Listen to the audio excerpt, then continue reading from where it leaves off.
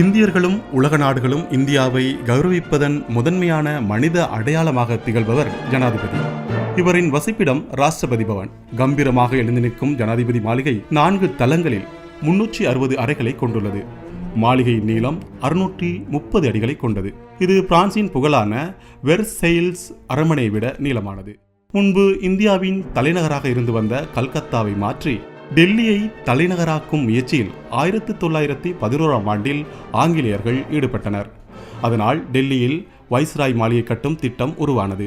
இந்த பகுதியில் பழமையான ரெய்சினா, மால்சா இனத்தைச் சேர்ந்த 300 குடும்பங்கள் வசித்து வந்தன. அவர்களை அங்கிருந்து வெளியேற்றிவிட்டு 4000 ஏக்கர் நிலத்தில் 4 லட்சம் பவுண்டுகள் செலவில் கட்ட தீர்மானிக்கப்பட்டது. ஆனால் செலவு அதிகரித்தது. 8,77,136 பவுண்டுகள் செலவானது.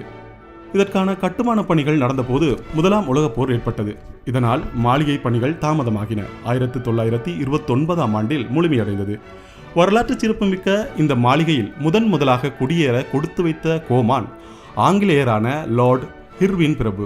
இவர் 1931ஆம் ஆண்டு ஜனவரி மாதம் 23ஆம் தேதி குடியேறினார். அதன் பிறகு சுதந்திரம் பெறும் வரையில் சில வெள்ளைய வைஸ்ராய்கள் வாழ்ந்தனர்.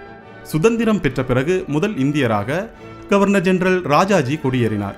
மாளிகையின் பிரதான வசிப்பிட பகுதி மிக பெரியதாக இருப்பதால் விருந்தினர்களுக்கான பகுதியிலேயே அவர் தங்கினார். அவருக்கு பிறகு அங்கு குடியேறிய இந்திய முதல் ஜனாதிபதி டாக்டர் ராஜேந்திர பிரசாத்தும் அதே பகுதியில் தங்கியதால் அனைத்து ஜனாதிபதிகளுக்கும் அதுவே வழக்கமானதாகவும் போதுமானதாகவும் ஏற்றுக்கொள்ளப்பட்டது.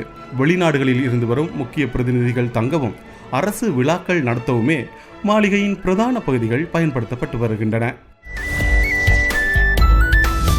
லங்காஸ்ரீ, உலகத் தமிழர்களின் இதய துடிப்பு.